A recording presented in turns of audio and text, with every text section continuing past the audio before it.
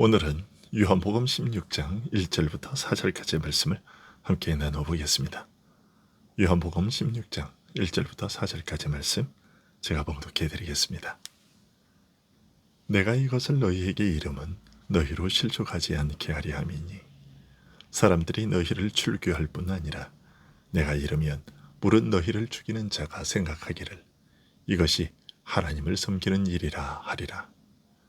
그들이 이런 일을 할 것은 아버지와 나를 알지 못함이라. 오직 너희에게 이 말을 한 것은 너희로 그때를 당하면 내가 너희에게 말한 이것을 기억나게 하려 함이요.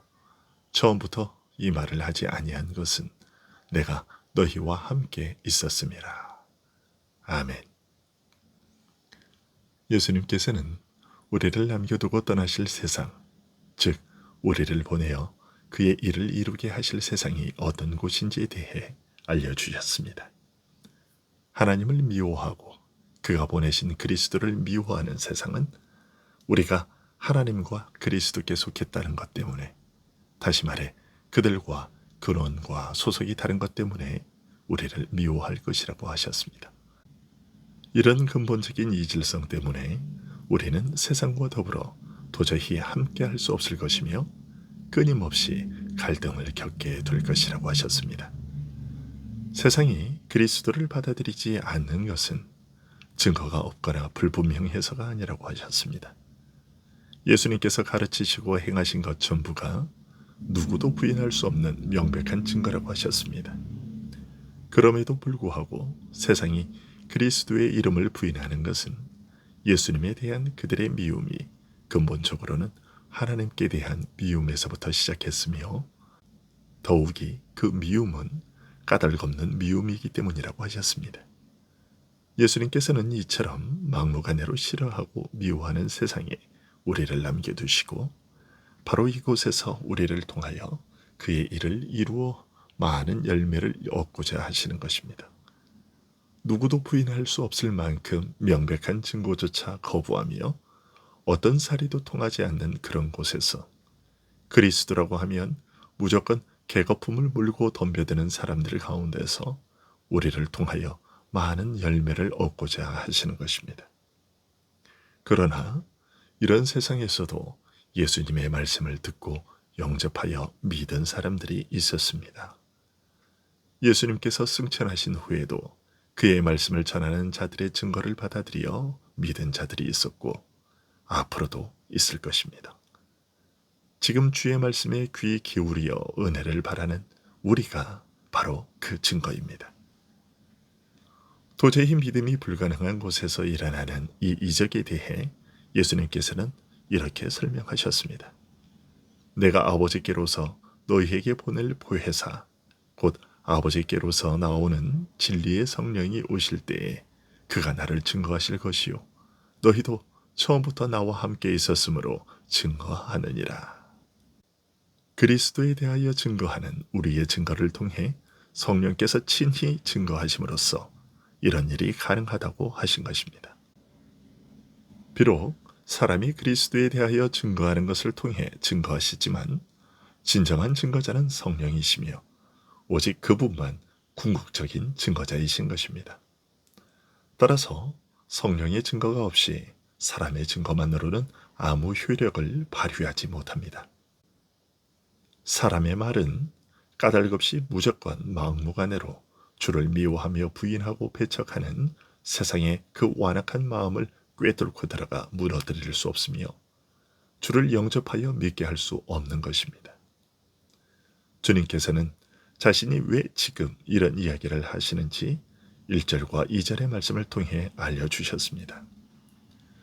내가 이것을 너희에게 이름은 너희로 실족하지 않게 하려 함이니 사람들이 너희를 출교할 뿐 아니라 때가 이르면 무릇 너희를 죽이는 자가 생각하기를 이것이 하나님을 섬기는 일이라 하리라. 너희로 실족하지 않게 하려 함이니 라는 말씀에서 짐작할 수 있듯이 그리스도를 믿고 따르는 자들이 보냄을 받아 일해야 할 세상은 참으로 험악합니다.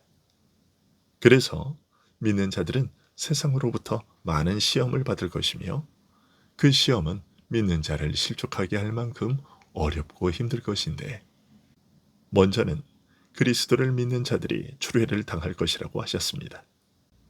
하나님을 섬기는 유대인 무리로부터 축출당해 모든 관계와 교제가 단절될 것이라는 말입니다.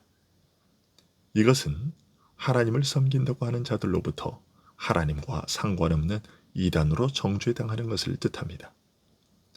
유대인들은 그리스도를 믿는 자들을 하나님과 상관없는 자라고 판단하여 그들을 죽이면서도 이것이 바로 하나님을 섬기는 일이라 여길 것이라는 말입니다. 예수님께서 유대인들로부터 받으신 핍박이 바로 이런 것이었습니다. 저들은 예수님의 가르침과 행하시는 일을 보고서 항상 말하기를 모세를 통하여 주신 율법을 범하는 자요 스스로를 하나님과 동등한 자리에 올려놓는 신성모독자라고 정죄했습니다.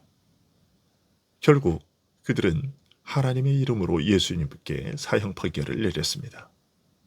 나중에는 그리스도의 복음을 전하는 바울을 가리켜 나사렛 이단의 괴수라고 했습니다. 그러나 이것은 역으로 스스로 하나님을 믿는다고 하는 자들이 사실은 세상에 속하여 하나님을 거역하는 자들일 수 있음을 말해주고 있습니다. 사도 요한은 그러한 자들을 가리켜 자칭 유대인이라 하는 그들이 사실은 사탄의 회라고 말했습니다. 하나님께 속하지 않은 자가 하나님께 속한 자를 하나님과 상관없는 자로 정죄하고 심지어 죽이면서도 자신들은 하나님을 섬기는 자여서 저들을 제거한다고 생각한다는 것입니다. 그리스도를 믿는 자들은 지금까지 세상에서 이런 일을 계속해서 겪어왔습니다. 잘못된 구원의 도리를 확신하여 수많은 기독교인들을 비박하고 죽인 로마 가톨릭도 그리하였습니다. 그리스도를 믿는 것 때문에 하나님과 상관없는 이단으로 정죄당하는 것은 신자가 겪는 시험 중 가장 어렵고 힘든 것이라고 할 수 있습니다. 이런 일은 다른 사람에게는 물론이요, 시험과 핍박을 받는 우리 자신에게도 시험이 되어서 큰 혼란을 불러일으킬 수 있기 때문입니다.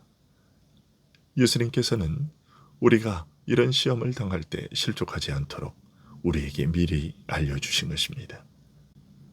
때가 되어 이런 일이 있을 경우 주님께서 바로 이런 일에 대해 경계하신 것을 기억하고 실족하지 않게 하려 하신 것입니다. 하나님께서 그의 아들을 믿는 자들에게 왜 이런 시험과 어려움을 허락하시는지 이해하기 어려울 수도 있습니다.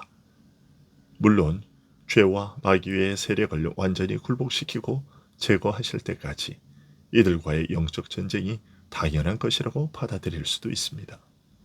하지만 이처럼 마지못해 겪어야 할 일로서만 아니라 그 속에 하나님의 은혜로운 뜻이 있음을 발견하고 이 환난으로 나를 연단하신 후에는 나의 믿음이 더욱 순전하게 될 것이라는 소망으로 받아들일 수도 있을 것입니다. 이런 어려움과 시험을 겪으면서 우리를 인도하시고 지키시며 돌보시는 하나님의 사랑과 은혜를 깊이 체험하게 될 것이며 이런 과정을 통해 우리의 믿음으로 더욱 깊어지고 확실하게 하시는 것을 감사하게 될 것입니다. 아무도 시험과 어려움을 즐거운 일로 여기고 스스로 당하고자 하는 사람은 없을 것입니다. 그럼에도 시험과 환난은 은혜의 기회가 되어 우리로 하여금 큰 유익을 얻게 합니다. 이 사실을 기억하고 오늘도 우리에게 다가오는 시험과 환난을 잘 인내하고 주께서 우리에게 주시고자 하는 그 유익을 얻어 누릴 수 있는 우리 모두가 될 수 있기를 소원합니다. 기도하겠습니다.